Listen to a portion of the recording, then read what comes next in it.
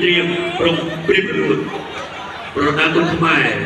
กู้ยมรุกใส่กวัดตีดำตึงตีดุยโยสนาการประกวดรอเส้นกระสอบ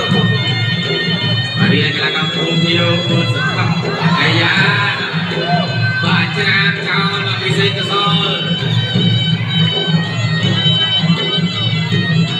นะลูกชื่อเจ้ามามีบนสังคมมาพูดเรื่องอาหารได้ป่ะบอกว่าเดินไปสมัครมาดีป้าเลิกไหนจะมาเปิดสักครั้งเดี๋ยวได้กลับมาเซ็นกระสอบสองคนกระรุ่นใจจะมาเปิดสักครั้งป้าสาคนเมษาตัวเดินจากเสียงสุดสมรภูมิเปิดสักครั้งโวยสองคนปีเซ็นกระสอบนายพนมตอนตั้งกลางมันทำจืดนิมสงสารแต่มันได้กระดาษนิมสงสารพยายามที่เลี้ยงมันลับเลยทั้งป่ามาให้นำมาเต็มตัวนี้กลางลงไปโอ้ป่า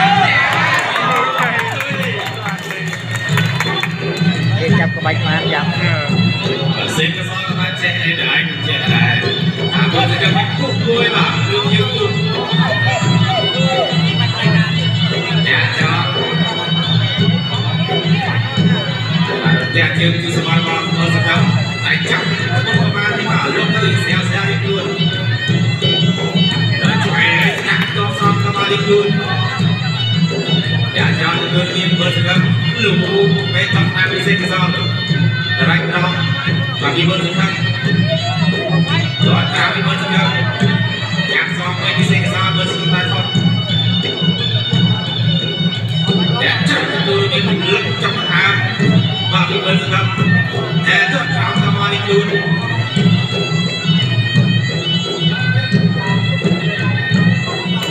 ไปจนกันโวยมาพิเศษครับอยากตัวเดียวไปจนกันตอนเดียวเนี่ยมาพิเศษครับมา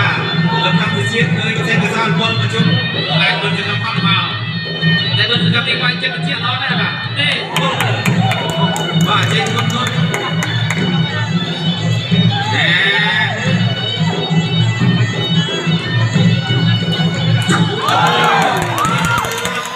ไปเอาไปกันเลยใจคนวีไปบาบูนปรามมวยปรามวีปรามไอต้องการประกวดยอดต้นตีมวยกู้ยมรุกใส่วันตีดำตึงตีวี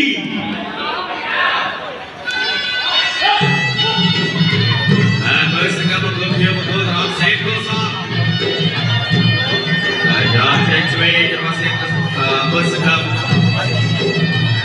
โปร์ไว้บัสลับเกินอะไรบักยาวนักสายเนี่ยปูนกันทำไมไปรอบจะคุยเลยโจสามเทียบปูนจะคุยเบียดนี่ไว้เรื่องสองไปที่เราเซ็นกระสอบวัดแจกคุยคนมีเซ็นกระสอบเบอร์สิงคโปร์โจจังชุบคุมเซ็นกระสอบมากา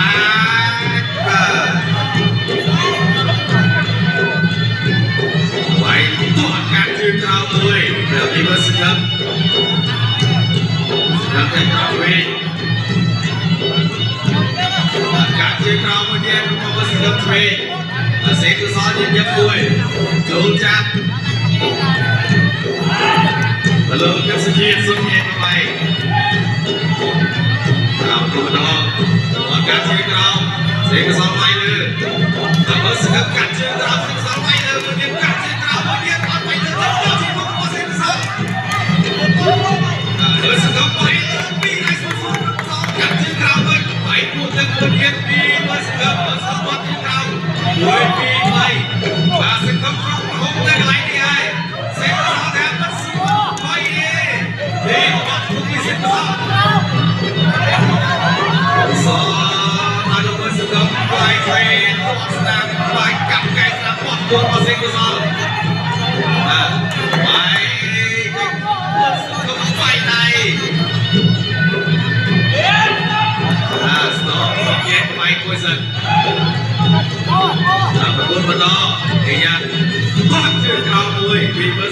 có rõ thoátเล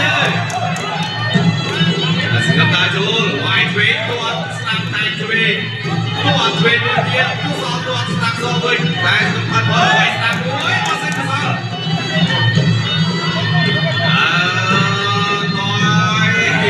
ตัวมาโจนไอเทรนจะมาเบอร์สิครับจับอะไรดีแต่แจ็คจุกกุ้งเลยมาเบอร์สิครับจุกกุ้งเซ็นกันซะlalu kamu saja yang senang saja kembali cukup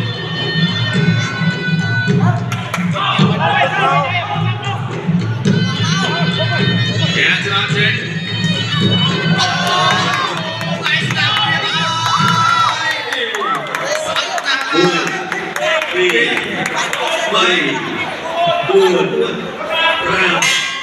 Ramoi, Rapi, Ramai, chọn được tìm mây,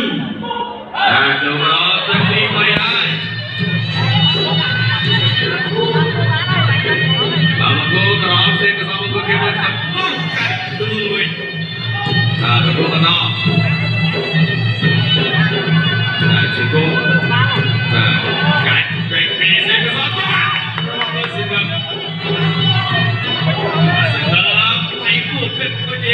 Ya, serang cek. Nah, terus lawan tak cuy nama. Nah, bersikap. Sikap buat cukup mau. Mereka lompat terus nak lawan. Nah, lo kenyang ke sekian sok. Yang pemain set. Nah, buat cukup. Cukup orang bersikap.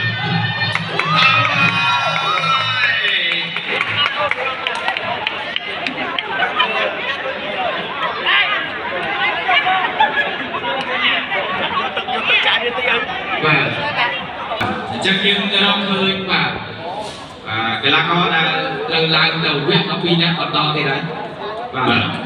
ở bên trên đây lên trên cô tôi thấy mà nó cho nó đã gặp bên trên cái này gặp vào tầm xin lỗi cả ở cùng đây là con một câu hiu vâng tôi là tôi mà đi cái này là con một câu mà luôn